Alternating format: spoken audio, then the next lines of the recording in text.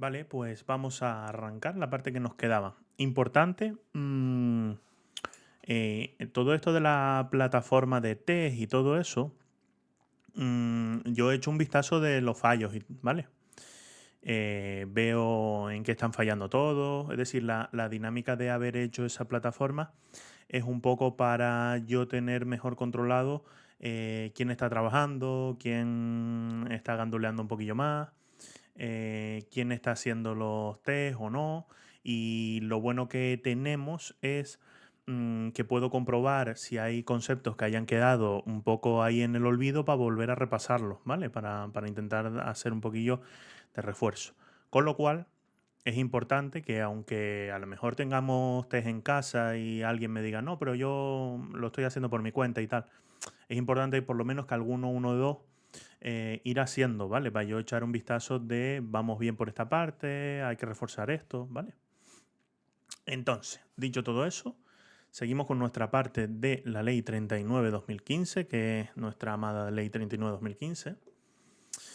Y nos habíamos quedado en un apartado muy importante de la ley, que es la notificación. Dentro de las cuestiones de la ley de la 39/2015, de lo que es el procedimiento administrativo, la notificación para un supuesto práctico se vuelve crítico, no lo siguiente. ¿Vale? ¿Por qué? Porque va a entrar seguro, si alguien habla de un procedimiento administrativo, va a entrar seguro que se dicta una resolución, que se notifica y van a poner defectos de la notificación. ¿Vale? Entonces, eso es como vital tenerlo al día, ¿vale? Entonces, nuestro artículo 40 empieza a hablar de lo que es esa notificación. Esperad un segundo a ver si puedo subir un poquito el micrófono, que una compañera me dijo que escuchaba. ¿Alguien ve las grabaciones? ¿Está viendo las grabaciones, las clases después de... ¿Y escucháis el audio muy bajo? ¿No? Bien, normal. Lo oyes bajito. Vale, pero lo escuchas en un móvil o algo de eso.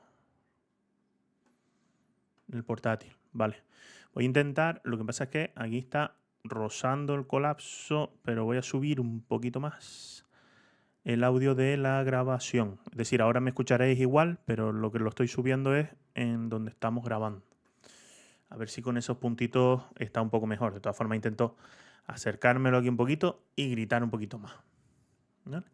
Entonces, teníamos este apartado de la notificación. Esto es vital, es decir, es que aparece en todos lados. Yo no sé si en el lado Sofía llegó a entrar. ¿Te suena? Sí. La parte de la notificación dentro del supuesto práctico, ¿no?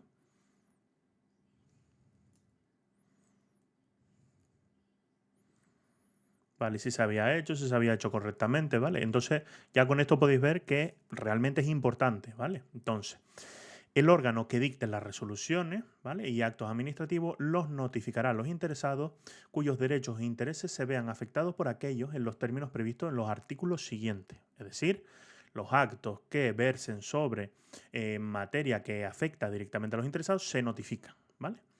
Eh, no solamente es emitir las resoluciones, sino notificarlas. Hasta que no se notifican no cobran validez. ¿Vale? El interesado tiene que estar enterado de que han desestimado su recurso, de que han denegado su prestación, ¿vale? Toda notificación, toda notificación deberá ser cursada dentro del plazo de 10 días a partir de la fecha en que el acto haya sido dictado. Tenemos una pregunta ya. Emitimos una resolución. ¿En qué plazo tenemos, una vez emitida esa resolución, para notificarla? 10 días. ¿Nos acordamos de estos 10 días por un plazo concreto? Hablábamos de estos 10 días del plazo genérico, ¿nos acordamos? Que casi todo iba a tener estos 10 días. ¿Y los 10 días son hábiles o naturales?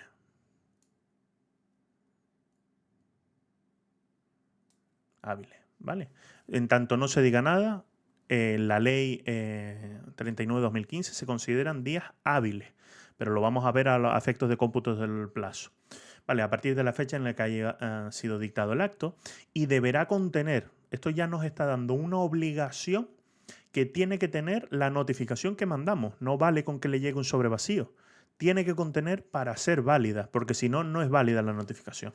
Deberá contener el texto íntegro de la resolución con indicación si pone fin o no a la vía administrativa, sabemos ya lo que es eso, ¿no? Si causa estado, la expresión de los recursos que procedan y, en su caso, en vía administrativa y judicial, ¿vale? Eso es dependiendo de si es el extraordinario, el recurso contencioso administrativo, ¿verdad? Vimos cuando había acabado la vía administrativa y un par de ellos que ya veremos. El órgano ante el que se deban presentar y el plazo para interponerlo, sin perjuicio de que los interesados puedan ejercitar, en su caso, cualquier otro que estimen procedente, ¿vale? Esto es importante. Días y contenido. Las notificaciones que, conteniendo el texto íntegro del acto, omitiesen alguno de los demás requisitos previstos en el apartado anterior, surtirán efecto a partir de la fecha en que el interesado realice las actuaciones que supongan el conocimiento del contenido y el alcance de la resolución o acto objeto de la notificación o interponga algún recurso que proceda. ¿Cuál es el tema? Nosotros mandamos la notificación solo con el texto íntegro. Ha sido denegada su prestación y continuamos. ¿Vale? Continuamos con el procedimiento. ¿Qué puede pasar? Que lleguemos al final y el procedimiento o sea anulable o incluso tenga un vicio de nulidad absoluta. ¿Vale? ¿Por qué? Porque no cursamos la notificación correctamente y entonces no le hemos dado derecho al interesado a poder alegar. ¿Vale? Cuando nosotros tocamos esos vicios, puede ser que nos anulen o es que no quiero entrar mucho ahí, pero que den como si el acto no hubiese sido nunca, ¿vale? Que nos cancelen el trabajo que hemos hecho. Y ahora veremos lo que es la anulabilidad y la nulidad de pleno derecho, ¿vale? Pero es importante ver que con el texto íntegro podemos convalidar, que tampoco hemos visto esa palabra, pero podemos hacer que el acto funcione correctamente y no tenga ese vicio, porque el interesado hace las manifestaciones correctamente. Es decir, si nosotros mandamos una resolución denegándole la prestación y el interesado que sabe de derecho y dice, vale, esto es un acto que pone fin a la vía administrativa, voy a presentar un recurso potestativo de reposición y lo presenta, pues podemos considerar la notificación válida. ¿Por qué? Porque no ha vulnerado el derecho a esa reclamación, ¿vale? Del interesado. A pesar de no contener el contenido esencial, el contenido mínimo, ha surtido efecto, ¿vale? Entonces es importante porque en un supuesto son las pautas interesantes. Porque si yo te digo que solamente tenía el texto íntegro, pero el interesado puso un recurso y todo eso, vemos cómo se puede ir en la parte de la notificación hilando mucho la parte del supuesto. Sin perjuicio de lo establecido en el apartado anterior y a los solos efectos de tener cumplida la obligación de notificar dentro del plazo máximo de duración de los procedimientos, será suficiente que la notificación contenga cuando menos el texto íntegro de la resolución, así como el intento de notificación debidamente acreditado. Vale, ¿por qué nos hablaba aquí detrás del texto íntegro? Que con el texto íntegro, si el interesado hace sus manifestaciones, se puede considerar notificación válida. Pues no lo dice porque si nosotros entendemos que tenemos 3 meses para resolver y el último día del mes le llega al interesado una notificación que solo tiene el texto íntegro, ¿vale? Pero nosotros tenemos que le hemos enviado esa notificación y tenemos el justificante del envío, ¿verdad? Pues entonces podemos considerar que no se nos caduca el procedimiento, hemos cumplido la obligación, ¿vale? Luego, fuera de plazo, podremos mandarle la notificación correctamente para que esa notificación sea válida, ¿vale? Pero a los efectos de entender cumplido el plazo, el interesado ya habiendo recogido esa notificación, se puede dar por enterado de que algo pasa con su procedimiento, ¿vale? Las administraciones públicas podrán acordar las medidas que consideren necesarias para la protección de datos personales que consten en las resoluciones y en los actos administrativos cuando estos tengan más de un destinatario, ¿vale? Cuando hay un listado de resoluciones, ya sabemos, por ejemplo, que en casi todos los nombramientos vamos a salir todos publicados, funcionarias y funcionarios de carrera en ese boletín oficial de Canarias y van a anonimizar nuestro DNI, ¿verdad? Que le ponen unos asteriscos. Vale, entramos en el 41, condiciones generales para la práctica de las notificaciones. Las notificaciones se practicarán preferentemente por medios electrónicos. ¿Había otra cosa que era preferentemente por medios electrónicos?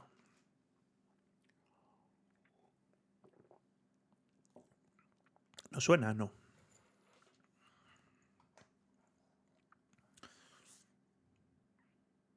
¿No? Vale, sí, los actos. Los actos. Sobre todo la preferencia del medio electrónico al escrito. Al papel, ¿vale? El registro, ¿vale? En principio afecta no solamente solicitudes y registros, sino a todos los actos de las administraciones. La preferencia es el medio electrónico. Pues la notificación, al igual que todos los actos administrativos, también sigue el mismo curso de la preferencia electrónica. ¿Cuál es el problema? Que no todos los interesados podrán interactuar de manera electrónica con las administraciones públicas, ¿no? Entonces aquí veremos que hay medios electrónicos para la notificación y también habrán los medios en papel, que es lo que ha sido toda la vida. Las notificaciones, ¿vale? Esto es lo que habíamos visto. Y en todo caso, nos dice, cuando el interesado resulte obligado a recibirla por esta vía. Nos aparece un primer concepto, que es que hay unas personas que tienen la obligación de recibir las comunicaciones por medios electrónicos. Muy importante, muy importante. ¿Vale? Las administraciones podrán practicar notificaciones por medios no electrónicos en los siguientes supuestos. Cuando la notificación se realice con ocasión de la comparecencia espontánea del interesado o de su representante en las oficinas de asistencia en materia de registro y solicite la comunicación o notificación personal en ese momento. ¿Qué puede pasar? Nosotros estamos haciendo un expediente de expropiación, ¿vale? Y estamos allí, trabajamos a lo mejor en la Dirección Insular de La Palma, ¿vale? Estamos en La Palma allí trabajando y nos conocemos todos. Y aparece por ahí el muchacho al que estamos intentando mandarle la notificación electrónica. Oye, mira, yo tengo algo por aquí. Ah, sí, espérate un momento. Pum, pum, pum, pum. Imprimimos eso, fírmame aquí como que recoges la notificación y ya está notificado, ¿vale? Si el interesado va a la oficina, pues no hace falta tampoco estar mandándole la notificación electrónica. No hay que decirle, no, usted está aquí, yo tengo algo para usted, pero no se lo puedo dar porque tengo que notificarle electrónicamente. ¿Vale? Esto recoge un poquito el funcionamiento normal, ¿vale? Cuando para asegurar la eficacia de la actuación administrativa resulte necesario practicar la notificación por entrega directa de un empleado público de la administración notificante. Esto es importante, esto es muy importante. ¿Por qué? Porque nos dice de la administración notificante. Quiere decir, si seguimos el ejemplo de la Dirección Insular de La Palma, ¿cómo notificamos? ¿Cómo haríamos esta notificación por entrega directa? Seríamos nosotros, empleados públicos de la Dirección Insular de La Palma, los que tendríamos que ir con el papel en la mano y dárselo al tío, ¿vale? No vale que digamos a correos que vaya a hacer la notificación, no. Eso es el medio ordinario, ¿vale? Ni que usemos, por ejemplo, a la Guardia Civil para que le lleve la notificación. ¿Vale? Esos cauces no. Te dice la administración notificante, es decir, somos nosotros mismos los que tenemos que ir a la puerta del interesado y a entregarlo. Lo suele hacer mucho el juzgado, ¿verdad? Que se personan en las dependencias de donde sea y le entregan la notificación y se desplazan los funcionarios de la Administración de Justicia para hacer esas notificaciones. Con independencia del medio usado, las notificaciones serán válidas siempre que permitan tener constancia de su envío o puesta en disposición, ¿vale? De la recepción o el acceso por el interesado o su representante de sus fechas y horas y el contenido íntegro y de la identidad fidedigna del remitente y el destinatario de la misma. Cosas importantes. Si nosotros vamos a notificar en papel, vamos a llegar a darle la notificación en papel, lo que nosotros tenemos que tener es la constancia de que la persona a la que le estamos notificando, ¿vale? A la que estamos notificando, es una de las personas que puede recoger una notificación electrónica, perdón, una notificación en papel. Ahora veremos cuáles son las que pueden, las que se encuentren dentro del domicilio, mayores de 14 años y todo eso, ¿vale? Una vez tenemos eso, tenemos que dejar constancia de la fecha y la hora en la que se hizo, ¿vale? Porque hay unas limitaciones sobre los envíos, ¿vale? Que tienen que hacerse de una manera correcta. Y En la parte electrónica sí que necesitamos más cosas. ¿Cuál? Que se ha puesto a disposición en la sede, ¿vale? O se ha mandado a la carpeta ciudadana, ¿vale? Esa notificación. Y necesitamos saber la identidad de la persona que entra en la notificación y el momento en el que entra en la notificación. No solamente cuando la ponemos nosotros a disposición, sino cuando entra a recogerla, ¿vale? Que será cuando nosotros le hemos notificado. ¿Qué pasa? Que en la notificación electrónica hay un plazo a partir del cual se entiende que ya se ha cumplido con la obligación de notificar. Una vez pasa ese plazo, ya damos por hecho que esa persona ya se le notificó, ¿vale? Es una notificación infructuosa, pero ya eso está ahí puesto en sede electrónica, se supone que le llegó y que podía haber accedido a ella. Ahora vamos a ir ampliando todo esto. Los interesados que no estén obligados a recibir las notificaciones electrónicas podrán decidir y comunicar en cualquier momento a la administración pública mediante los modelos normalizados que se establezcan que las notificaciones sucesivas se practican o se dejen de practicar por medios electrónicos. Reglamentariamente, las administraciones podrán establecer la obligación de practicar electrónicamente las notificaciones para determinados procedimientos y para ciertos colectivos de personas físicas que por razón de su capacidad económica, técnica, dedicación profesional u otros motivos queda acreditado que tienen acceso y disponibilidad de los medios electrónicos necesarios. ¿Alguien sabe decirme qué colectivo puede ser? ¿O qué colectivos? Hay muchos, ¿vale? Pero uno que nos suene que esté obligado reglamentariamente a relacionarse electrónicamente con la administración.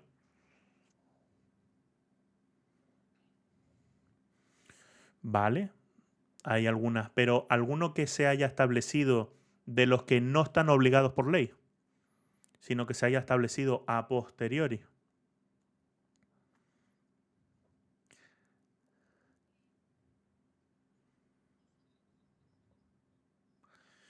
¿Alguien, alguien consiguió? ¿Mm? Los funcionarios, los trámites, vale, lo veremos. Pero ¿alguien consiguió echar la instancia de la oposición en papel?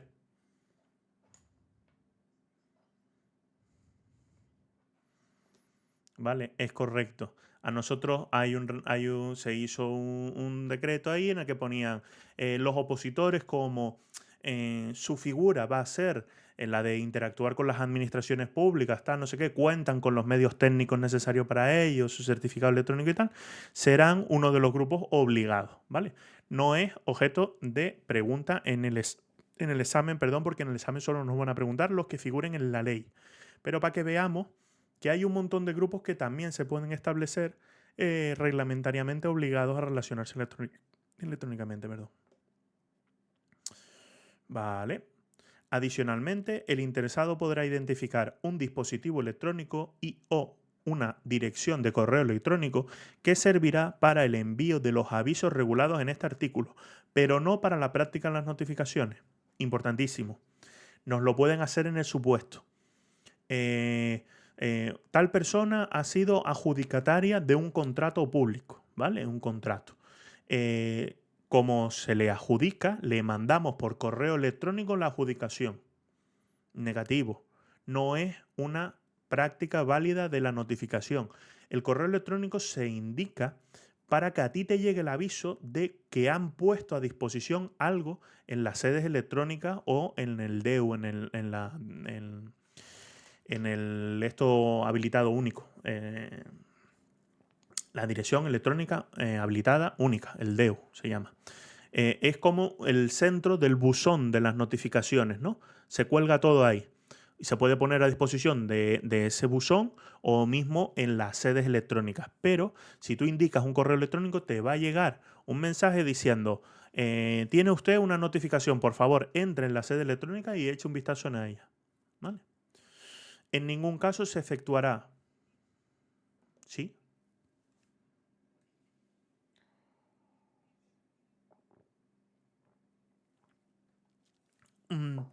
Inicialmente, cuando hablaba de ese dispositivo electrónico, es una figura que usan mucho porque cuando hacen la ley no tienen muy claro hacia dónde avanzan las cosas. Entonces, como dispositivo electrónico lo podemos entender a día de hoy como no tenemos la carpeta, por ejemplo, la carpeta ciudadana, que hay una aplicación de carpeta ciudadana donde si te ponen una notificación te llega ahí.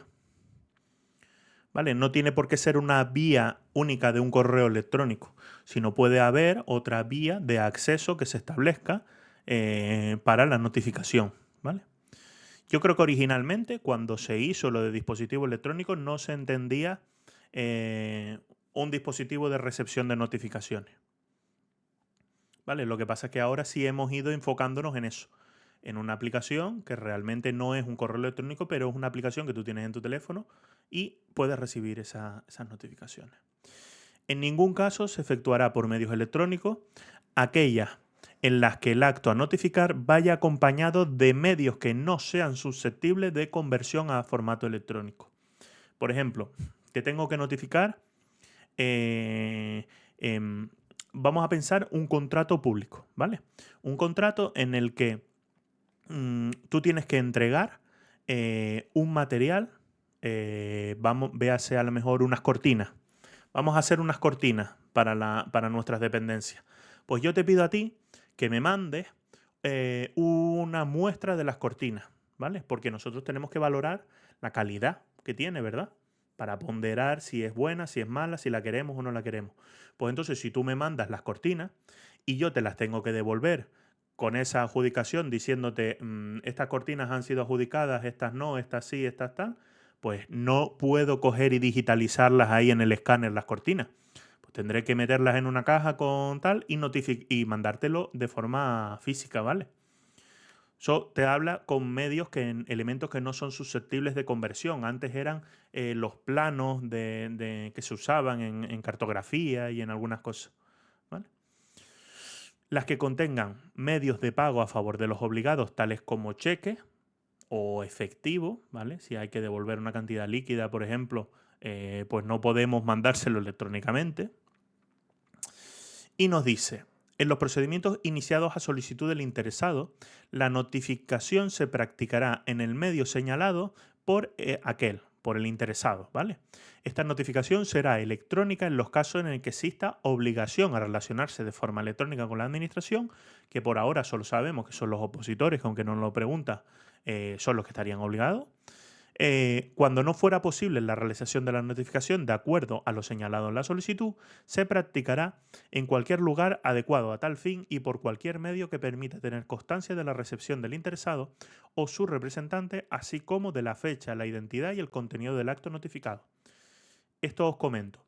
Nosotros cuando usamos Notifica, que es una plataforma que integra las notificaciones, y nosotros intentamos, por ejemplo, cuando estoy tramitando una sanción y necesito notificar al interesado, si yo pongo que se notifique en papel, se va a notificar en papel y por vía electrónica, es decir, va a usar todas las vías que tenga para notificar al interesado. Entonces aquí te está diciendo que si tú tienes la obligación no tienes obligación a relacionarte electrónicamente, ¿vale? Pero si yo te notifico por cualquier otra vía, también será una vía válida de notificación, ¿vale? No porque tú manifiestes que quieres que se notifique electrónicamente, no va a valer la notificación en papel, ¿vale? Si yo te consigo notificar en papel, pues te notifique en papel. En los procedimientos iniciados de oficio, a los solos efectos de su iniciación, las administraciones públicas podrán recabar, mediante consulta de la base de datos del Instituto Nacional de Estadística, los datos sobre el domicilio del interesado recogidos en el padrón municipal emitidos por las entidades locales, ¿vale? La parte interesante de esta es, si nos multan, ¿quién va a dar la dirección para que nos notifiquen? Si te multan, a ser posible es que te mandas a mudar sin dar notificación y sin decir nada, ¿vale? Entonces las administraciones públicas que solo tienen tu DNI, pues van a poder consultar por ley, ¿vale? Van a poder consultar por ley. ¿Alguien ha accedido a carpeta ciudadana? ¿No? ¿Sí? ¿No? Carpeta ciudadana, ¿vale? Pues dentro de carpeta ciudadana hay un apartado que se llama Mis intercambios entre administraciones, ¿vale? Y eso es cuando una administración hace una consulta tuya. ¿Para qué nos vale esto? Porque hay veces en que nosotros echamos la instancia o intentamos o vamos a tomar posesión como funcionarios o funcionarios de carrera. Y dentro de ese apartado veis cómo el gobierno de Canarias está consultando vuestro DNI, está consultando vuestro lugar de nacimiento, ¿vale? Se ve todo el listado, cualquier consulta de datos que haga queda reflejado ahí. Entonces, si ellos intentan consultar, por ejemplo, para saber si tenemos la titulación, como no hemos presentado titulación, pues ellos van a tener que consultarlo. Pues veremos que va a aparecer un registro que pone Gobierno de Canarias, autorizado. ¿Por qué? Por la solicitud que ha hecho el interesado, porque nosotros le hemos manifestado que no nos oponemos a esas consultas, y nos va a poner se consulta la titulación. En este apartado, cuando se consulta el INE o algo de eso, o el domicilio del interesado o cualquier dato, porque se está tramitando de oficio algún trámite normalmente sancionadores, va a aparecer que están autorizados por ley. Es decir, nosotros no consentimos esas consultas, pero la ley les autoriza, que es esta ley, la que tenemos aquí ahora mismo, lo que estamos leyendo, la ley le autoriza a consultar esos datos, ¿vale? Cuando el interesado o su representante rechace la notificación de una actuación administrativa, se hará constancia en el expediente especificándose las circunstancias del intento de notificación y el medio, dando por efectuado el trámite, importante, y siguiéndose con el procedimiento. Si nosotros rechazamos la notificación, no es lo mismo que no encontremos a la persona, ¿vale? Porque si la persona la está rechazando, está haciendo una manifestación concreta, que es yo no quiero ser partícipe en este procedimiento, ¿vale? Entonces tú ya no tienes que obligarlo, como se ve en las películas, no sé si son las series estas americanas, que tienen que notificarlo forzosamente y no los has visto metiéndole los papeles por dentro del coche y cosas así. ¿No los habéis visto o no? Pues hay algunas películas americanas que la gente se dedica a la notificación de los actos estos y los tíos tienen la obligación de que abran la carta y que lo lean. Y entonces todos son metiéndoselo por los cristales, por debajo de las puertas, de todo, ¿vale? Nosotros no. Yo mando la notificación que tú la rechazas, pues listo, tú rechazas la notificación, yo la apunto y tiro para adelante, ¿vale? Con independencia de que la notificación se realice en papel, los ejemplos eso alimentan mi... Vale. Con independencia de que la notificación se realice en papel o por medios electrónicos, las administraciones públicas enviarán un aviso al dispositivo electrónico o la dirección electrónica del interesado informándole de la puesta a disposición de una notificación en la sede electrónica. ¿Vale? La falta de la práctica de este aviso no impedirá que la notificación sea considerada plenamente válida. Esto al final, a efecto de notificación, estos son apartados menos importantes, pero también interesantes. Si nosotros no mandamos en papel, tenemos la obligación de poner a disposición en la sede electrónica la notificación electrónica, ¿vale? Aunque mandemos en papel, ¿vale? Ahora bien, como hay dos vías de intento, además vimos que aunque tú manifiestes que quieres la notificación en papel, te la puedo mandar electrónicamente. Como tenemos dos vías y vamos a hacer un supuesto práctico fijo, si les da por tocar las notificaciones, va a haber dos intentos de notificación y el interesado va a acoger uno de ellos, ¿vale? ¿Cuál se considera un intento de notificación válido? Pues la ley nos lo dice. Cuando el interesado fuera notificado por distintos cauces, se tomará como fecha de notificación la de aquella que se hubiera producido en primer lugar. La primera que se coja es la que tomamos como fecha de notificación.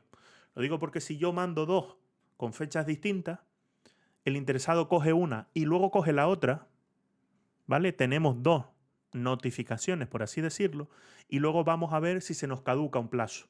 ¿Vale? Pues tendremos que contar desde la primera notificación, que es cuando se produjo.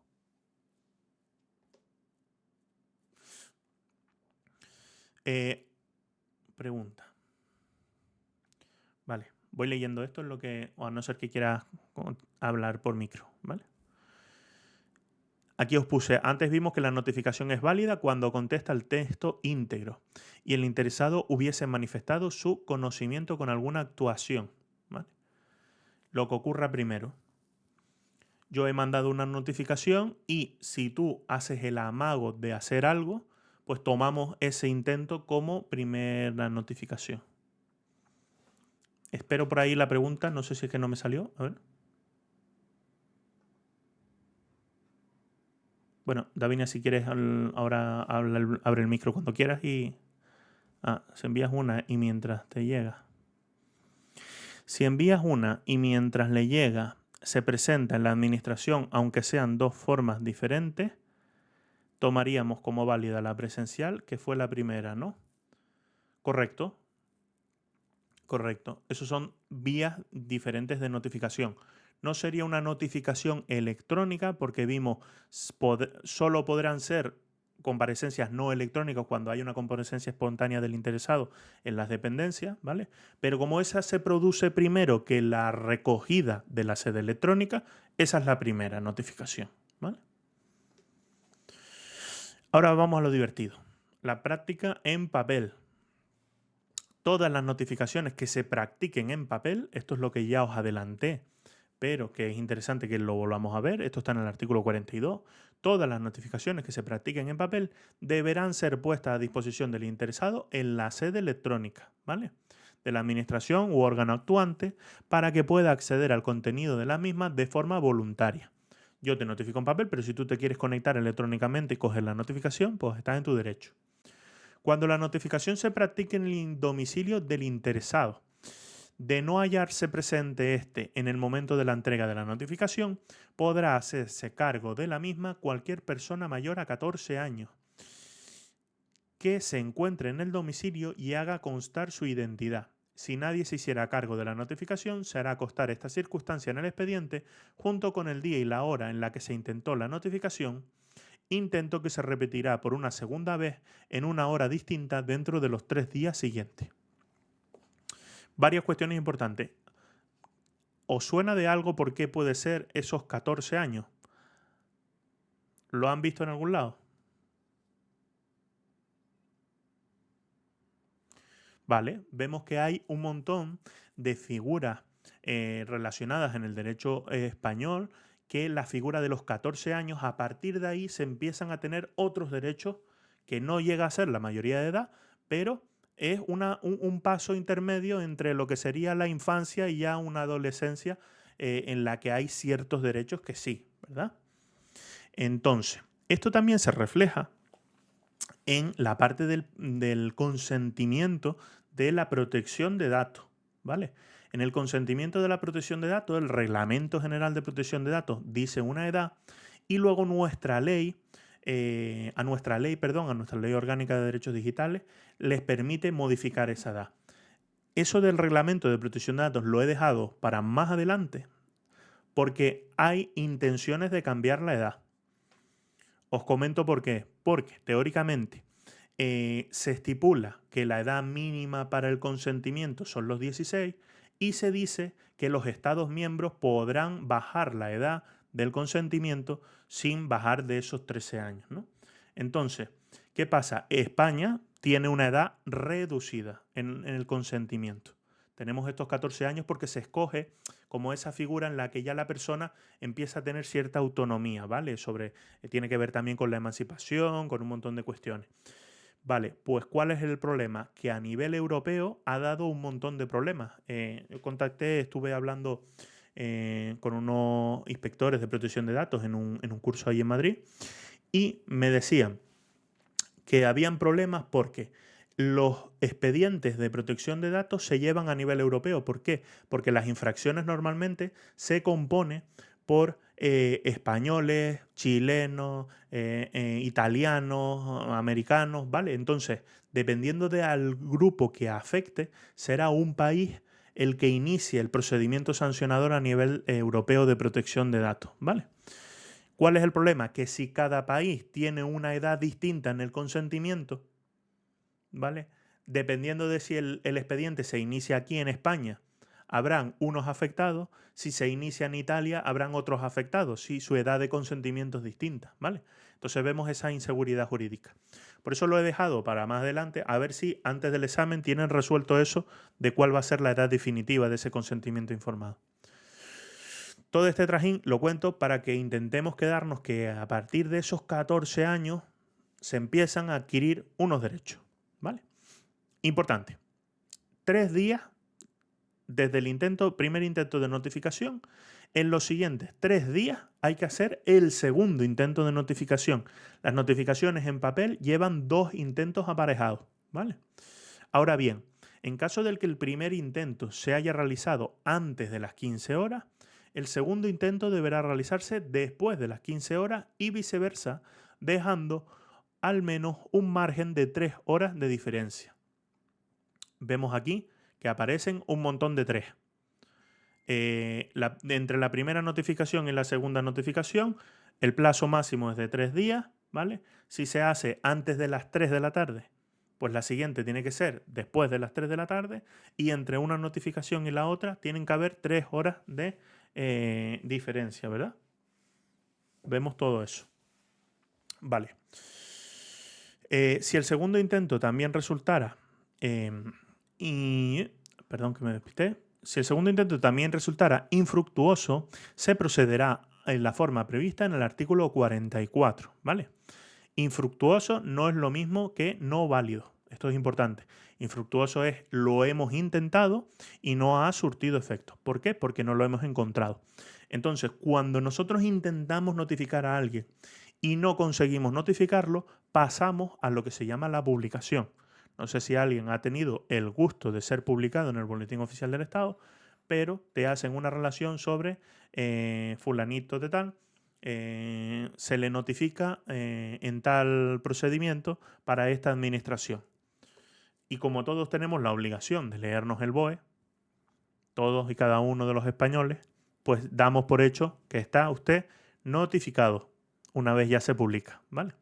Aquí puse un ejemplo de ese primer intento antes de las 3, segundo intento después de las 3, con 3 horas de diferencia y tiene que producirse dentro de los 3 días. ¿Vale? Es así un poquillo para que lo veamos. Sobre la forma de la notificación, en su puesto práctico es como el Padre Nuestro. Es decir, al final esto es todos los días lo mismo, ¿vale? Va a aparecer en el examen casi seguro, si no es por la notificación es porque te va a decir que había un niño de 12 años que recogió la notificación en casa, ¿vale? Que si la notificación es válida, o por ejemplo te va a decir que se mandó en papel y que se puso a disposición en la sede electrónica y que la de papel, que es la que recogió primero, la recogió su niño de 10 años y luego recogió otra por la sede electrónica, pero ya la persona responsable. Entonces tenemos que decir, vale, pues esta, aunque es la primera y es la que se debería contar, como es no válida, ¿vale? Porque se ha incumplido la ley en el procedimiento de la notificación, pues tenemos que contar esta como notificación, ¿vale? Aquí vemos todo el juego que tiene esto. Práctica de notificaciones a través de medios electrónicos, que es la forma ordinaria. Las notificaciones por medios electrónicos se practicarán mediante comparecencia en la sede electrónica de la administración actuante a través de la dirección electrónica habilitada única, ¿vale? Esto es distinto a lo que decía Davini antes. Dispositivo electrónico no es lo mismo que dirección electrónica habilitada única. Cuando veamos dirección electrónica es hacernos una idea, por favor, que nadie me tome muy tal, pero es la página web donde tenemos la notificación, ¿vale? Ahora bien, nos dice habilitada porque es la que está habilitada para poner a disposición las notificaciones, y nos dice habilitada única es porque se ha creado uno común, ¿vale? Que es ese DEU, esa dirección electrónica habilitada única. Si ponemos dehu.resara.es, vamos a esa página web donde tenemos esas notificaciones. Aquí nos dice la sede electrónica, la dirección electrónica habilitada única o mediante ambos sistemas, según disponga la administración u organismo, ¿vale? A los efectos previstos en este capítulo se entiende por comparecencia en sede electrónica al acceso por el interesado o su representante debidamente identificado el contenido de la notificación. ¿Qué es? Pues lo que os estaba comentando. Dirección electrónica habilitada única. Vemos que además aquí lo pone en el texto. A ver. Sí. Se ve ratón. Aquí eso, sí. Vale. Las notificaciones por medios electrónicos se entenderán practicadas en el momento en que se produzca el acceso a su contenido. ¿Vale? Importante, no cuando la ponemos a disposición, sino cuando el interesado entre. Entonces, tomamos esa fecha. Si nos fijamos, cuando nosotros entramos a lo mejor a una notificación que nos hayan puesto, nos pide firmar antes de ver la notificación. Firme usted antes de ver la notificación y luego se la enseño. Pues cuando tú firmas, estás dando tu manifestación de accedo al contenido y usa esta fecha y hora de la firma para considerar que a partir de este momento yo tengo acceso al contenido. ¿Vale? Cuando la notificación por medios electrónicos sea de carácter obligatorio o haya sido expresamente elegida por el interesado, se entenderá rechazada cuando transcurran 10 días naturales desde la puesta a disposición de la notificación, sin que acceda a su contenido. ¿Qué quiere decir? Que si se rechaza la notificación, no estamos ante un intento de notificación fallido. Estamos ante un rechazo, con lo cual, ¿hace falta que lleguemos a publicar en el Boletín Oficial del Estado? No. Nosotros lo hemos puesto a disposición, la notificación se ha rechazado automáticamente porque en el plazo de 10 días naturales tú nos has accedido, ¿vale? Y proseguimos con el procedimiento, ¿vale? Esta es la parte importante. ¿Por qué? Porque el plazo crítico son 10 días naturales. Si antes decía que solamente aparecía un plazo de 10 días naturales dentro de la ley 39, es para este. Para cuándo se entenderán rechazadas las notificaciones electrónicas. 10 días naturales. Se entenderá cumplida la obligación que se refiere al artículo 40 con la puesta a disposición de la notificación en la sede electrónica, ¿vale? Del organismo actuante o la dirección electrónica habilitada única. Los interesados podrán acceder a las notificaciones desde el punto de acceso general electrónico de la Administración, que funcionará como un portal de acceso. Es una página web por donde entra y está todo un poco enlazado y pinchados unas cosas con otras. Importante que quería comentar. Nos dice que tiene que ser, para que se entienda rechazada la notificación, tiene que ser que el interesado haya elegido que se le notifique electrónicamente o que sea obligado su contacto electrónico, ¿verdad? Que se notifique electrónicamente. Si, por ejemplo, decimos que queremos que se nos notifique en papel y nos ponen la notificación en la sede electrónica, cuando pasen 10 días no pueden considerar que ya la notificación está rechazada, ¿vale? Porque yo no he elegido ese medio de notificación, ¿vale? Es interesante sobre todo a la parte de los supuestos. Aprovecho para saludar a Carmen, que creo que se incorpora nueva con nosotros. Si tienes alguna duda, yo entiendo que ahora lo mismo vamos un poquillo acelerados. De procedimiento administrativo no llevamos mucho, pero cualquier cosa que tengas dudas o algo me dice y espero que te puedas poner al día. ¿Vale? Seguíamos por aquí. Práctica de las notificaciones en medio electrónico se entenderá cumplida. Vale, esto es lo que acabamos de ver. Notificación infructuosa. ¿Vale? Esto es una cuestión diferente. Cuando los interesados en un procedimiento sean desconocidos o se ignore el lugar de notificación o bien intentada esta no se hubiese podido practicar, aquí tenemos todas las variantes. La de hemos notificado un intento, hemos hecho segundo intento, hemos esperado 3 días, hay 3 horas de separación, uno antes de las 3, otro después de las 3, ¿vale?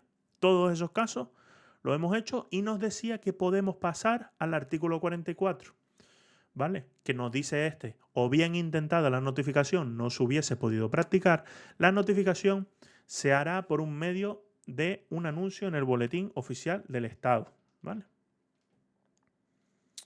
Asimismo, previamente y con carácter facultativo, las administraciones podrán publicar un anuncio en el Boletín Oficial de la Comunidad Autónoma o de la provincia, en el tablón de dictos del ayuntamiento del último domicilio del interesado o en el consulado o sección consular de la embajada correspondiente.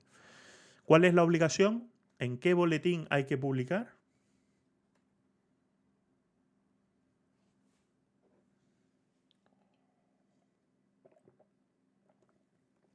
Vale, el resto es voluntario, ¿vale?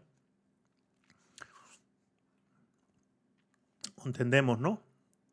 Se tiene que hacer en el Boletín Oficial del Estado.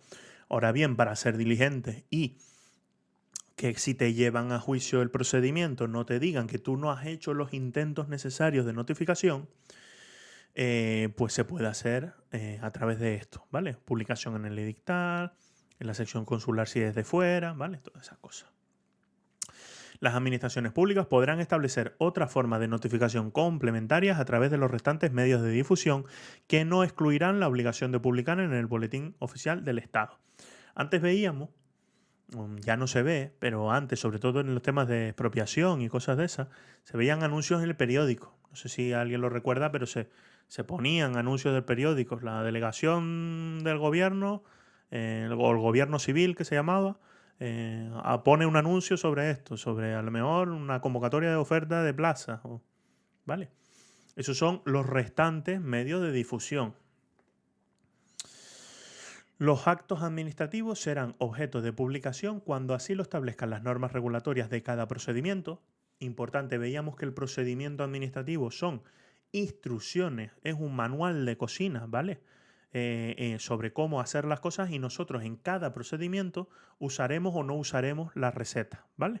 Pues aquí nos lo dice, serán objeto de publicación si en el procedimiento se establece, ¿vale? O cuando los aconsejen las razones de interés público apreciadas por el órgano competente.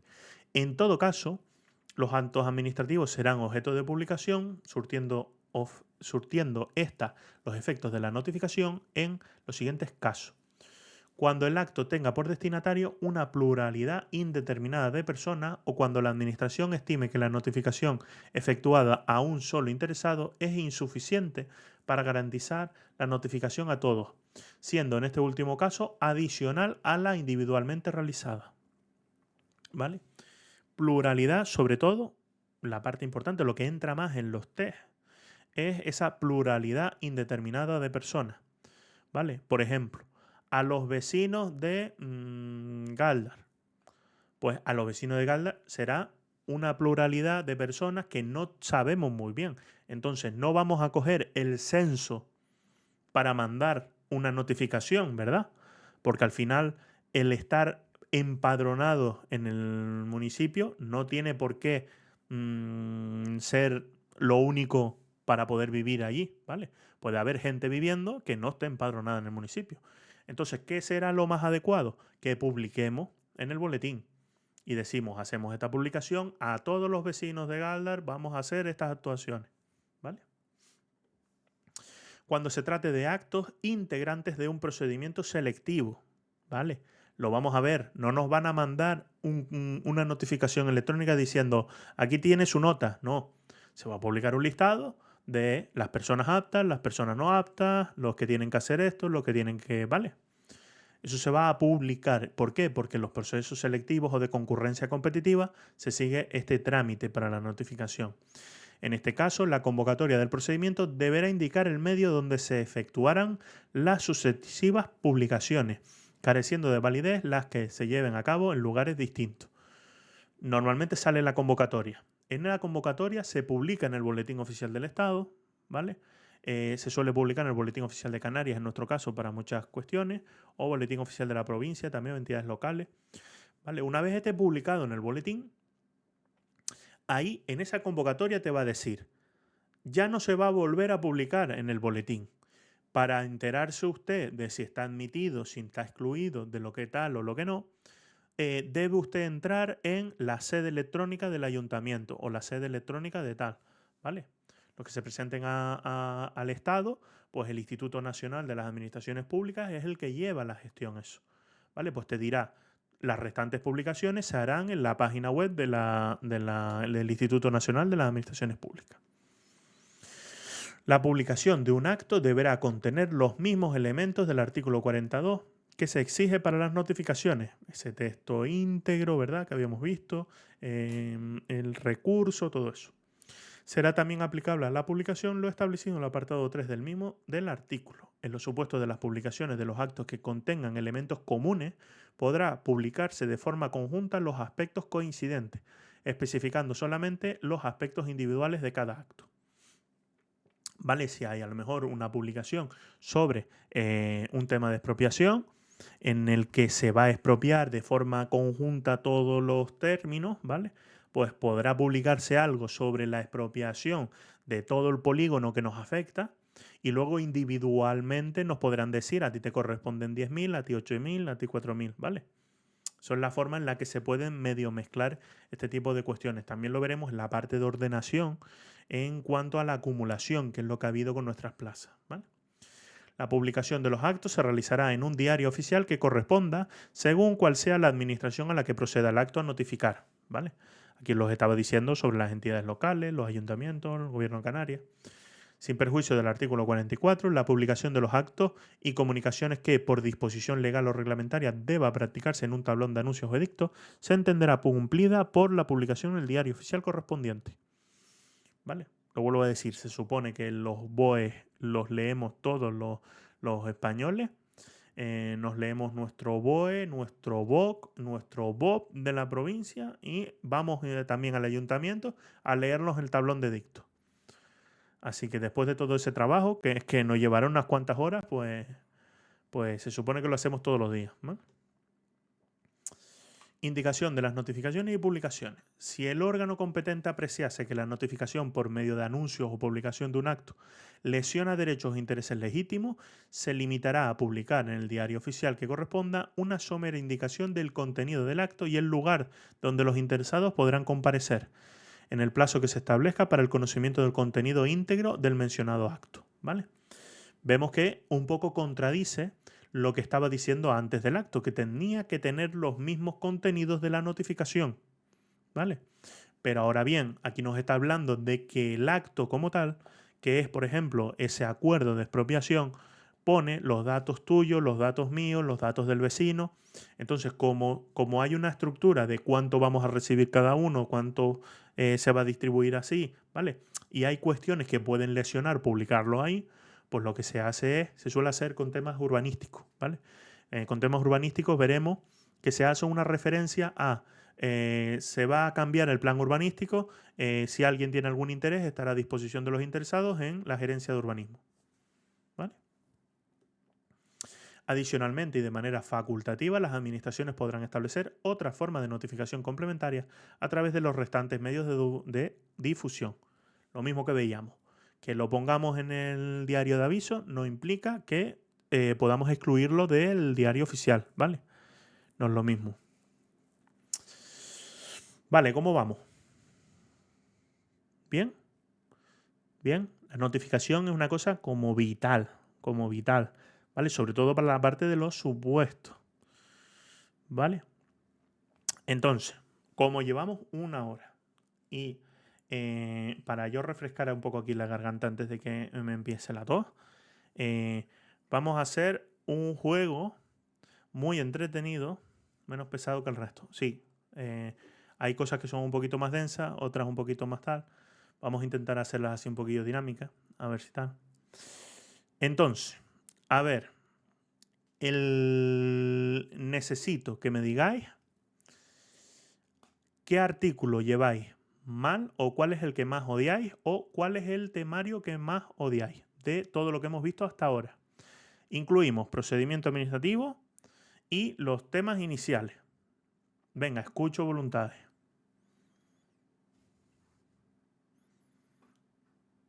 Tema 3, dice Davinia.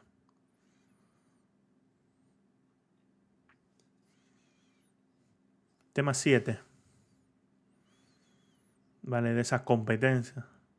Instituciones el 5 también. Bueno, Jeffer barre así un poco para todo. Calpana el 3, el 6, el 7.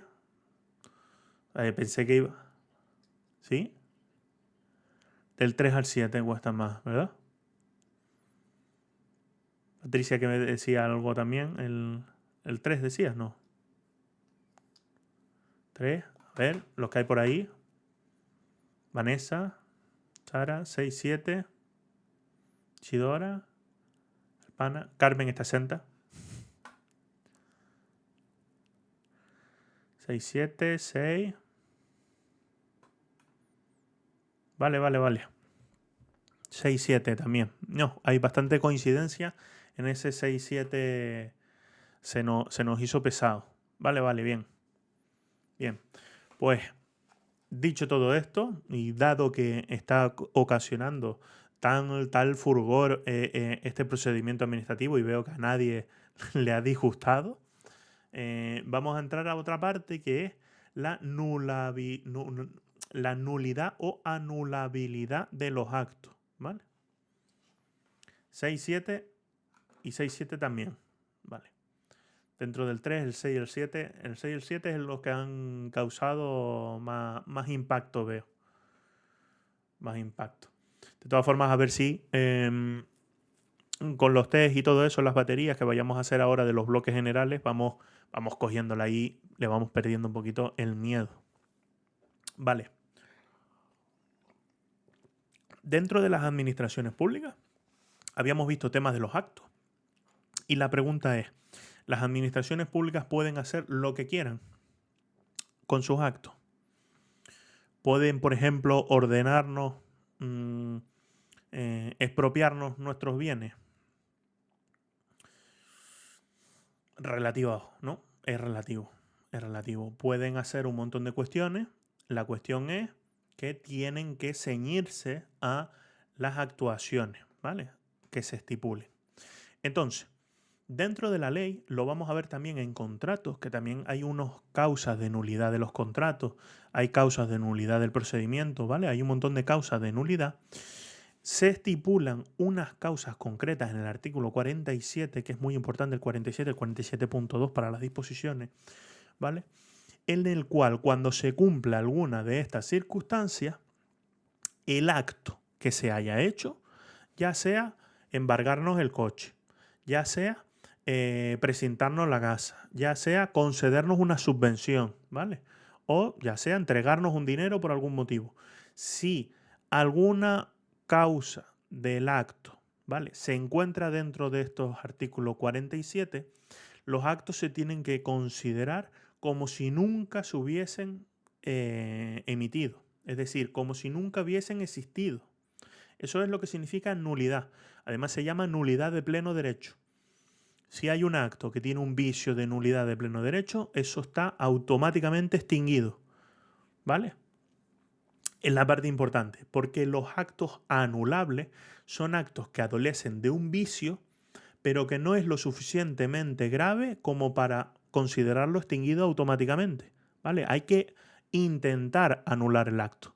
Si un acto que es anulable no lo anulamos, implica que va a seguir causando efectos en el ordenamiento jurídico. ¿Vale? Entonces, la nulidad. Tenemos los actos de las administraciones públicas son nulos de pleno derecho. Los que lesionen los derechos y libertades susceptibles del amparo constitucional. ¿Vale? Además había un recurso. ¿A alguien le suena cuál es el recurso?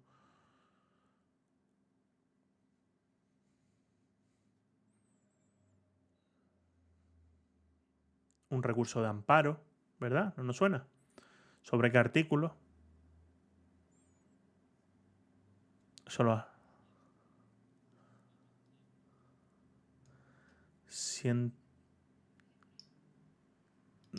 no, la pregunta de Jeffrey es ¿qué artículos son los que pueden ser susceptibles del recurso de amparo? 122 te fuiste a los recursos del procedimiento administrativo, ¿no? Ya tenía yo controlado quién estaba estudiando por adelantado. Vale, pues tenemos eso del 14 al 22, como decía Sara. Bueno, y alguien más por ahí. El chat me tarda. Vanessa también. Y el 30.2, correcto. Vale, los dictados por órgano manifiestamente incompetente por razón de materia o del territorio. Los que tengan contenido imposible. Los que sean constitutivos de una infracción penal o se dicten como consecuencia de esta. Es decir, si a una persona la condenan penalmente por un delito de prevaricación, ¿vale?, y es un cargo público, y dicta unas concesiones de unas subvenciones, ¿vale?, concediéndole a dedo, saltándose todo el procedimiento y todo eso, ¿vale?, pues significa que esas concesiones son nulas de pleno derecho y tiene que considerarse como si nunca hubiese existido, ¿vale? Con lo cual habrá que restituir el todo. Si yo te doy dinero y es nulo de pleno derecho, es como si tú tienes un dinero que nadie te ha dado, con lo cual lo tienes que devolver, lo tienes que devolver y lo tienes que devolver con interés, ¿vale? Entonces hay que restituir todas las circunstancias, ¿vale? Los que tengan contenido imposible, estos son fáciles de entender, ¿verdad? Si te pongo un acto que es de contenido imposible, pues no se puede cumplir. Es un acto nulo de pleno derecho. Sobre todo cuando afecta a cosas que no están en la mano de los mortales, ¿vale? Los dictados por un órgano manifiestamente incompetente por razón de materia o territorio. Esto sí es más delicado de entender. Cuando te dicen manifiestamente incompetente, no es que el acto de la concesión de la subvención le corresponde al director general, ¿vale? Y te lo firmó otra persona de la consejería que no es el director general, ¿vale?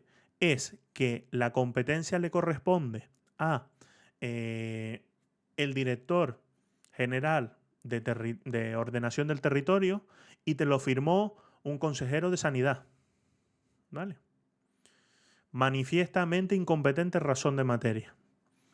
O manifiestamente incompetente en cuestión del territorio, que te lo firme la Administración General del Estado cuando es una competencia del Gobierno de Canarias. ¿Vale? Ojo, con el ejemplo que os dije antes. Hay dudas cuando existe un superior jerárquico común. Si tenemos un superior jerárquico común que pueda hacer el efecto de la convalidación del acto, ¿vale? Se sobreentiende que no es que sea manifiestamente incompetente por razón de materia. Con lo cual, en el ejemplo que os di antes de manifiestamente incompetente en razón de materia, todavía tenemos que salirnos más allá, ¿vale? Salirnos más allá. ¿O entendemos, no? Los dictados prescindiendo total y absolutamente del procedimiento legalmente establecido o de las normas que contienen las reglas esenciales para la formación de la voluntad de los órganos colegiados. ¿Qué sabíamos de la formación de la voluntad de los órganos colegiados?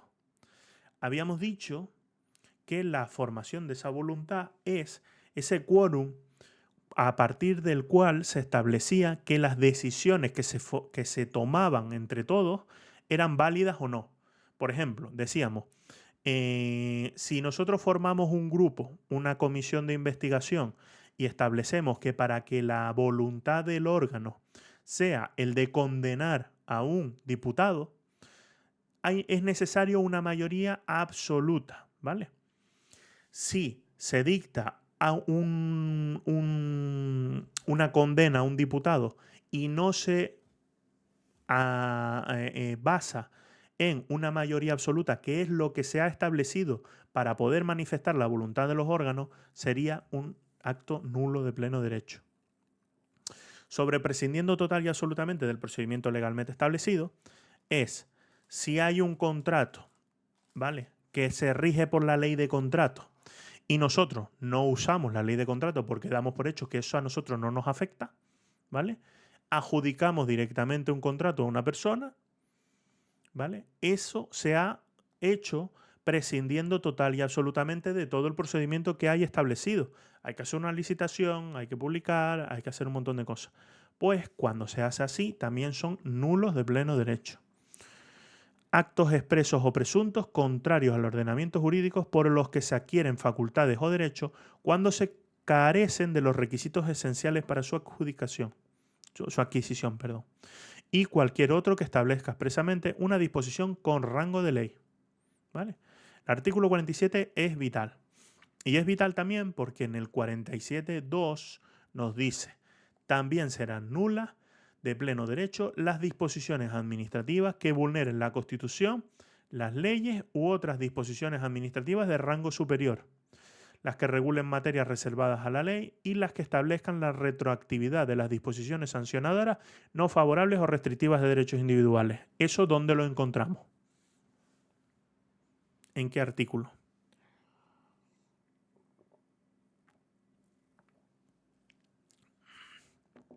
Retroactividad de las disposiciones sancionadoras. Artículo 9. 9, correcto, como decís todo. 9. ¿Vale? Pues hay que entender esto, a ver. Tampoco hay que aprenderlo así porque si establece una retroactividad de disposición sancionadora, está vulnerando la Constitución, ¿no? Con lo cual, con aprenderse las disposiciones administrativas que vulneren la Constitución, las leyes o otras de rango superior, pues ya tendríamos claro lo que es la nulidad, ¿vale? Ahora bien, esto normalmente es difícil de diferenciar, ¿vale? A veces nos cuesta mucho. Porque dice, son anulables, ahora nos habla de otro concepto totalmente distinto en el artículo 48, dice, son anulables los actos de las administraciones que incurran en cualquier infracción del ordenamiento jurídico, incluida la desviación de poder. No obstante, el defecto de forma solo determinará la anulabilidad cuando el acto carezca de los requisitos indispensables para alcanzar su fin o dé lugar a la indefensión de los interesados. La realización de las actuaciones administrativas fuera del tiempo establecido para ellas solo implica anulabilidad en el acto cuando así lo imponga la naturaleza del término. ¿Entendemos el concepto? ¿Vale? ¿Vale? ¿Qué diferencia hay entre? Vale. Uy, ¿cuánto sí? Con tanto sí voy a empezar a preguntar. ¿Qué diferencia hay entre infracción del ordenamiento jurídico y vulnerar lo que pone una disposición superior o una ley o la Constitución? ¿Qué entendemos de diferencia hay entre infracción del ordenamiento jurídico con vulnerar las leyes? Porque es diferente.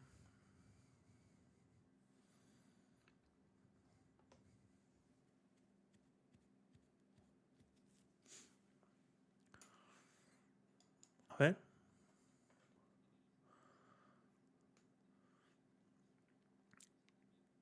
No tiene los mismos efectos, pero cuando estás infringiendo el ordenamiento jurídico, pero no estás vulnerando la ley.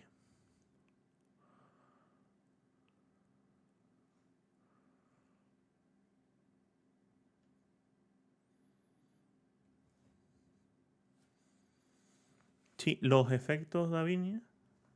Sí, los efectos es lo que más o menos tenemos claro, que una cosa es como si nunca se hubiese dictado y otra cosa es que se dicta, pero que puede anularse, puede considerarse que no es correcto, ¿vale? La diferencia está, por ejemplo, en usted tiene de plazo para terminar el procedimiento 3 meses o tenemos de plazo para notificar 10 días, ¿vale? ¿Qué pasa si notificamos el día 15? Claro, si notificamos el día 15, cuando la ley nos dice que la notificación es en 10 días, estamos infringiendo el ordenamiento jurídico, pero no estamos contradiciendo, ¿vale?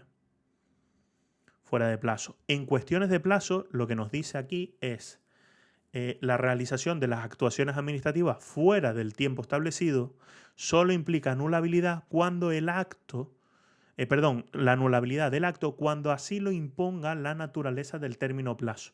Quiere decir, si tú tienes un plazo de 10 días para emitir un informe, si nosotros emitimos el informe en 15 días, ¿implica que ese informe es anulable?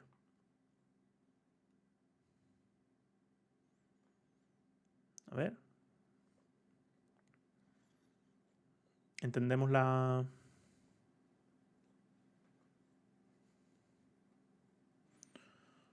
Vale, no. Me dicen por aquí que no. Patrick nos decía que sí. En principio, no. ¿Por qué? Porque lo que nos está diciendo que ese informe, si se emite en 15 días, es decir, si el plazo obligatorio para la emisión del informe eran 10 días y se emite en 15, probablemente en el 10º día nosotros hayamos continuado el procedimiento, ¿verdad? Sin ese informe. Y luego llegó a los 15 días, pues nada, cuando llega a los 15 días lo añadimos al procedimiento. ¿Vale? El término del plazo no significa que se esté vulnerando el derecho a los interesados, ¿vale? Sin embargo, si yo te digo que se tiene que dictar resolución en 3 meses y tú la dictas en 3 meses y 10 días, implica que si nosotros no nos manifestamos, pues puede ser que sea válido, ¿vale? Pero si nosotros alegamos que eso está fuera del término o plazo establecido, ese plazo sí que es anulable, ese acto es anulable, ¿vale? No sucede en los procedimientos iniciados de oficio, ¿por qué?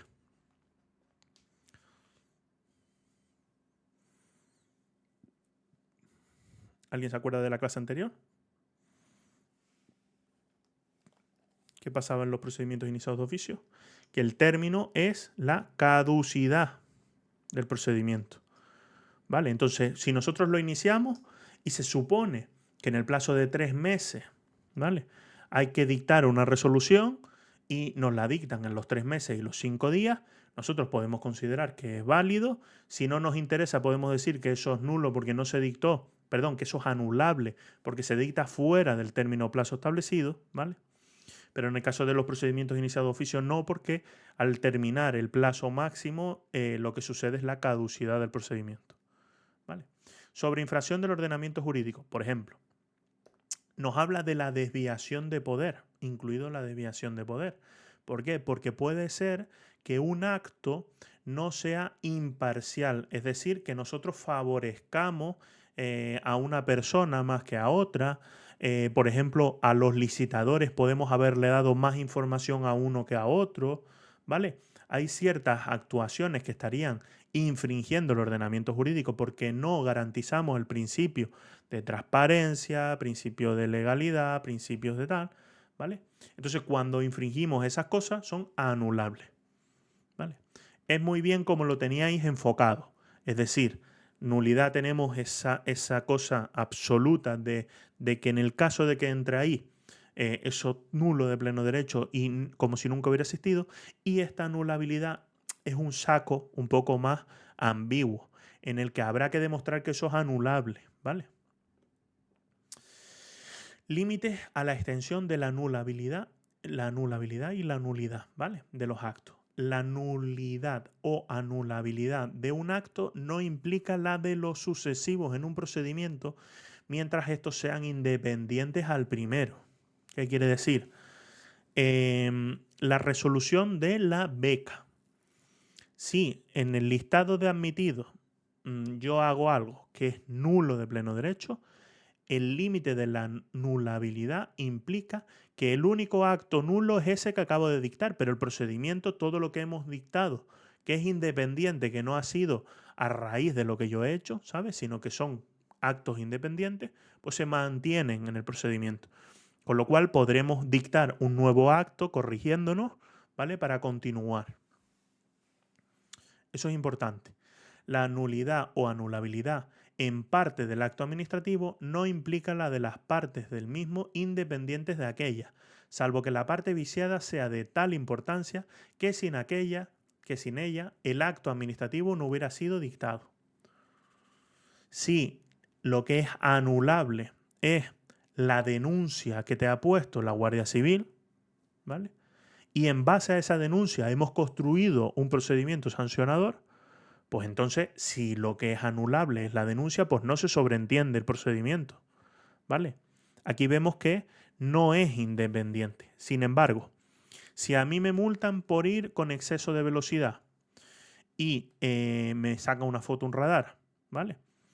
Y me paran 100 metros más allá, me hacen una prueba de alcoholemia y doy positivo en alcohol, es decir, hago ahí un todo en uno, ¿vale? Si luego yo demuestro que el radar está mal configurado, ¿vale? Mal configurado y que la hora del radar no es correcta o la velocidad no es correcta, será independiente a el control de alcoholemia que me acaban de hacer, ¿verdad? Es decir, a lo mejor es nulo la prueba que dice que yo iba con exceso de velocidad, pero no va a ser nula la prueba de alcoholemia que me hicieron después. Es decir, vemos que se mantienen independientes, ¿vale?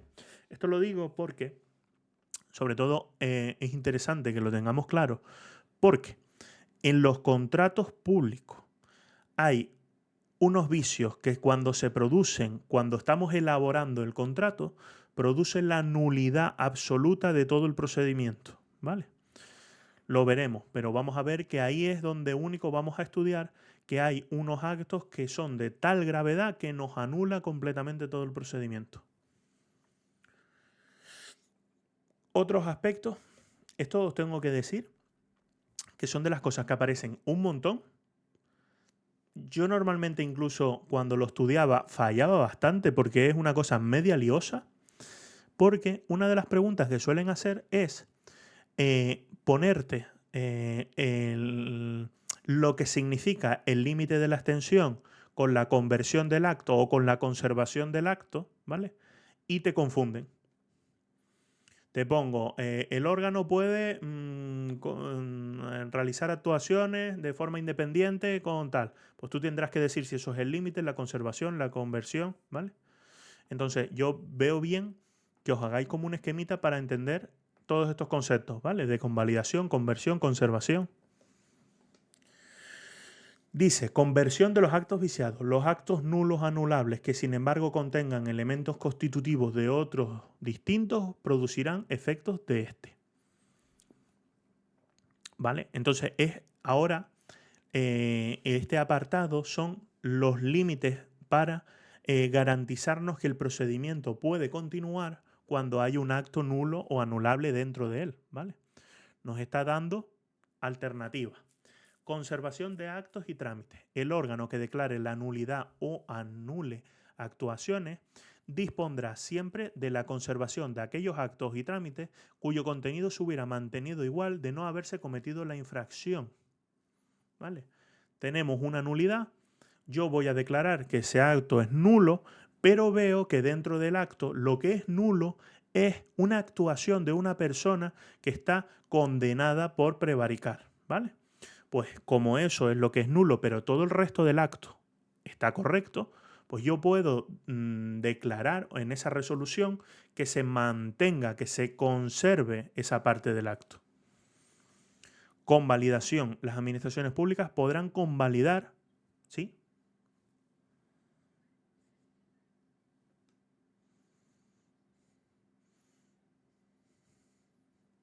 Vale.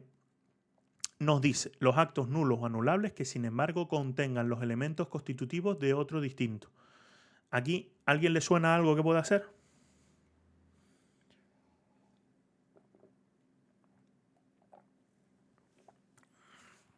¿No?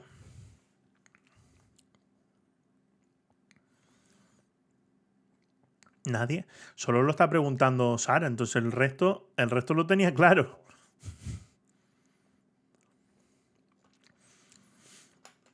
Siempre hay que entender, para todos en general, que lo que está buscando es frenar esa nulidad, ¿vale? Estamos buscando que esa nulidad se encuentre lo más contenida posible para que no nos arrastre todo el procedimiento, ¿vale? Entonces, al igual que la conservación, que te dice que si hay una cosa que ha dictado una persona, pero que está muy contenida dentro de ese acto, pero que hay otras cosas dentro del acto, ¿vale? Que están bien hechas, ¿vale? Que están bien hechas, esas se mantienen.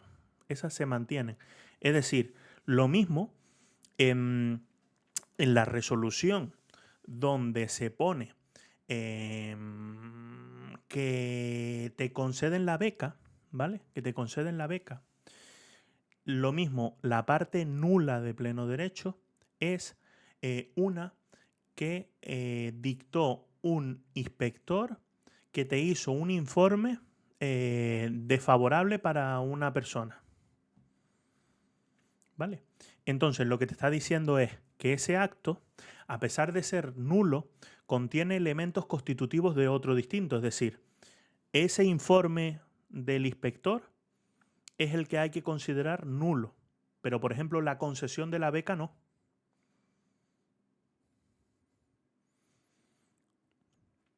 Vale, tú piensas que, por ejemplo, en un informe, en una resolución, pueden aparecer un montón de cuestiones relativas. En una expropiación, ¿vale? pues puede aparecer la declaración de utilidad de la expropiación, puede aparecer que te conceden un plazo de alegaciones, ¿vale? Un procedimiento de alegaciones. Puede establecer que se establece un sistema para la declaración del justo y precio. Esos son, en la parte de expropiación, son unos procedimientos que son independientes unos de otros, ¿vale? Pero que, por ejemplo, en un acto puede haber 4 disposiciones de ese procedimiento. Pues puede ser que una de ellas sea nula, ¿vale? Pero esta nula que hay aquí no va a arrastrar la de los demás. Cuando un acto constituya otras cuestiones que sean independientes de este acto que es nulo, ¿vale? Pues se consideran que solamente es nulo este acto. Todos los demás son válidos, ¿vale?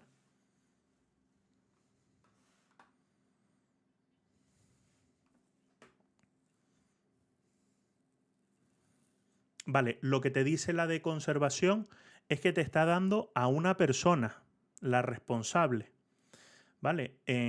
No es que se diferencien o sean dos figuras distintas. Lo que te está diciendo es la persona que vaya a declarar la nulidad o la anulabilidad tiene que disponer la conservación de los actos que se mantengan independientes, ¿vale? En este caso, no hay actos constitutivos. No hay actos constitutivos. Quiere decir, si en la conservación te dice, sí, el informe dictado por el inspector de sanidad es nulo de pleno derecho, ¿vale? Si no hubiéramos tenido ese informe, ¿el resultado hubiera sido distinto? A lo mejor no, ¿vale? Pues aquí te está hablando la conservación. Te está diciendo, si nosotros quitamos ese informe que es nulo, el acto como no hubiera sido distinto a cuando se cometió la infracción, pues entonces consideramos que se puede mantener, ¿vale? Es que son como matices, No es que haya una división muy clara de una cosa de otra. Lavinia puso, por ejemplo,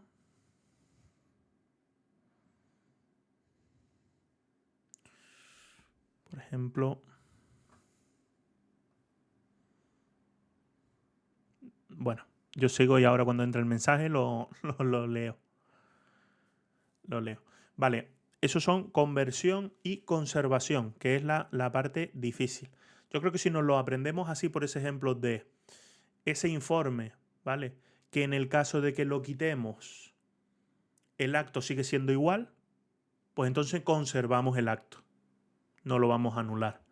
Y luego la conversión del acto viciado es, dentro del mismo acto tenemos otros constitutivos de cosas, ¿vale?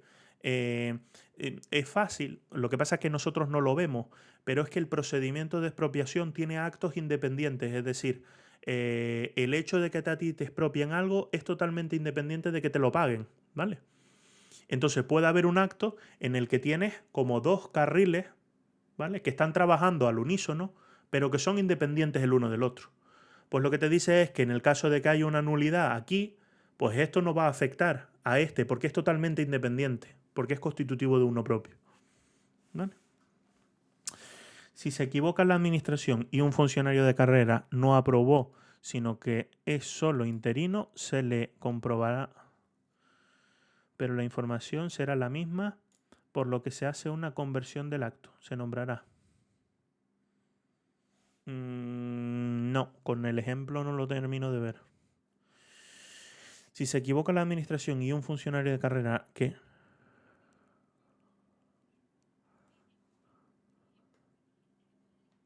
¿Mm?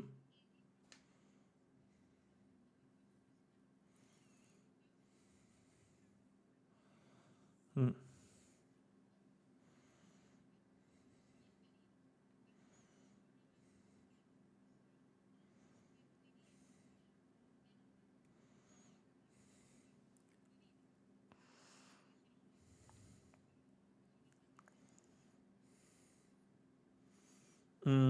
No, no. No, porque es que veremos que hay otras cosas que es la revisión de oficio, la rectificación de los actos, ¿vale? Que está en el 109, si no me equivoco. Veremos, perdón, 109 puede ser la declaración de lesividad. Ahí tenemos en el 108, 109 y sucesivos, tenemos todos esos que son unas formas de rectificar los actos que emanan de la administración. Es decir, esto solamente es que cuando haya una cosa nula o anulable, vamos a ponerle barreras para que eso no arrastre todo el procedimiento, ¿vale? Entonces, siempre tiene que existir una causa de nulidad o de anulabilidad, ¿vale? En este caso, el caso que pones tú, si dices que es funcionaria de carrera y luego se dan cuenta que no, entiendo que al no tener los requisitos esenciales para adquirir la condición de funcionaria de carrera, el acto es nulo, ¿vale? ¿Qué pasaría, por ejemplo, si declaran que tu nombramiento es nulo? No sería nulo el nombramiento de las restantes personas que van dentro de tu misma resolución, ¿vale? Aquí vemos un ejemplo de lo que sería la conversión. Actos nulos anulables que sin embargo contengan elementos constitutivos de otro distinto, es decir, vamos a poner, por ejemplo, que el vicio estaría contenido en solamente tu nombramiento y no el nombramiento de los demás, porque son constitutivos de más nombramientos, ¿vale? Es difícil, pero vamos practicándolo, yo creo que lo vamos ahí enfocando, ¿vale?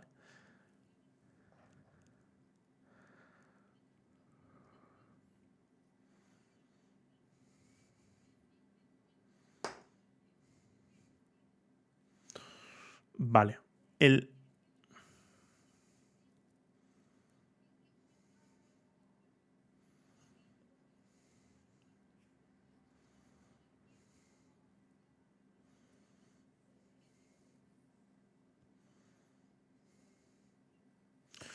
Vale.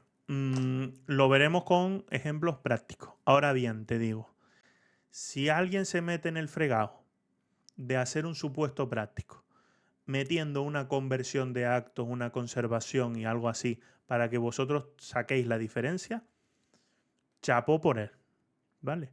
Porque es meterse en un fregado que yo creo que no hay quien salga de ahí. Porque las respuestas no están claras, ¿vale? Entonces, evaluar eso sin tener muy claras las respuestas, hay que tirar de doctrina, de interpretación de la doctrina, de... Entonces, esta parte, ¿cómo se puede preguntar? Bajo mi punto de vista, tal cual. Que te digan literal. Se han dado cuenta que en el acto nulo se contienen elementos constitutivos de otro distinto. ¿Qué se podrá hacer? Y te saldrá el listado. Conservación, conservar, conversión, ¿vale? Pero te ponen literal, es lo que te quiero decir.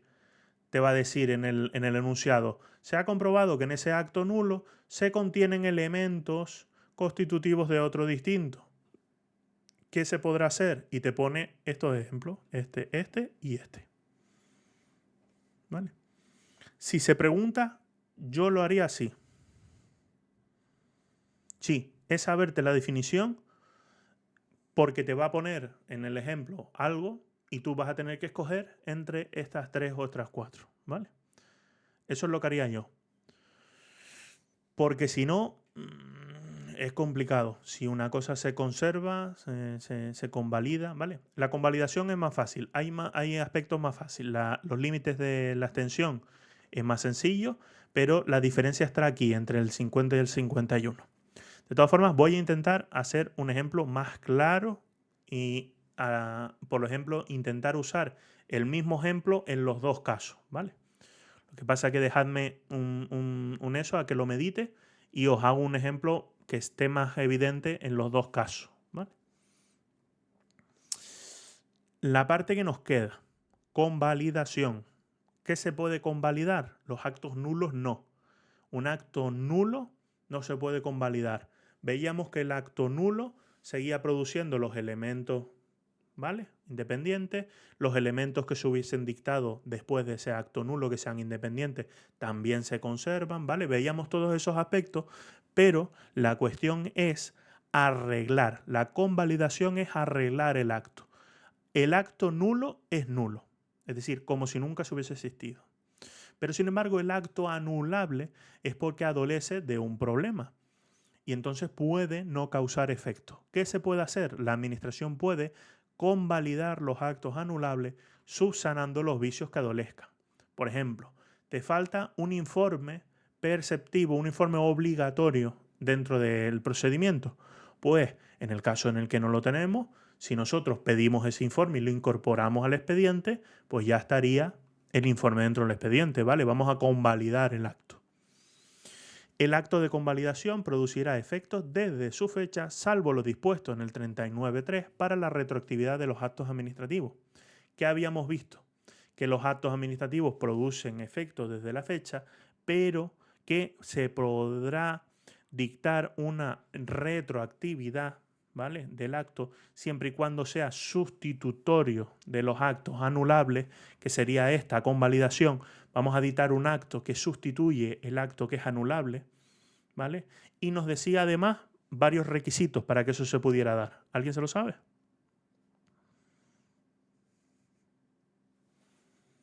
¿No?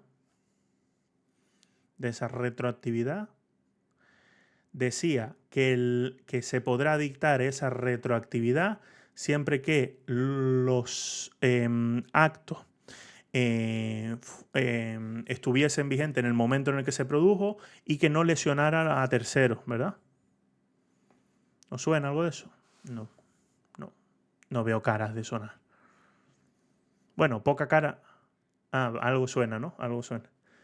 Vale. Si el vicio consistiera en la incompetencia no determinante de nulidad, ¿por qué? ¿Qué competencias era determinante de nulidad? Había una incompetencia que era determinante de nulidad, ¿verdad?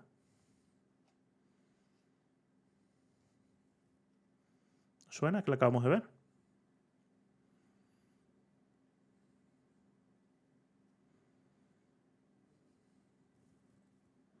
¿No?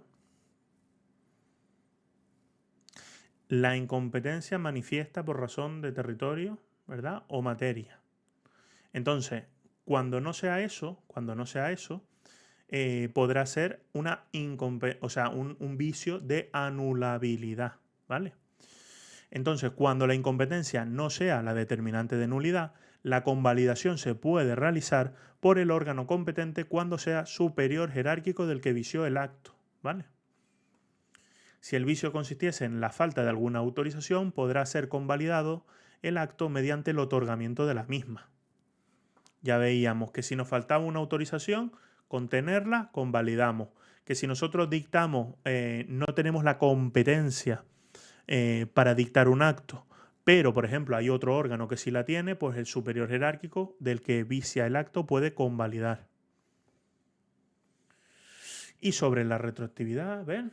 Excepcionalmente podrá otorgarse eficacia retroactiva de los actos cuando se dicten en sustitución de los actos anulados, así cuando produzcan efectos favorables al interesado, siempre que los supuestos de hecho existiesen ya en la fecha en la que se va a retrotraer la eficacia del acto y ésta no lesione derechos o intereses legítimos de otras personas. ¿Vale?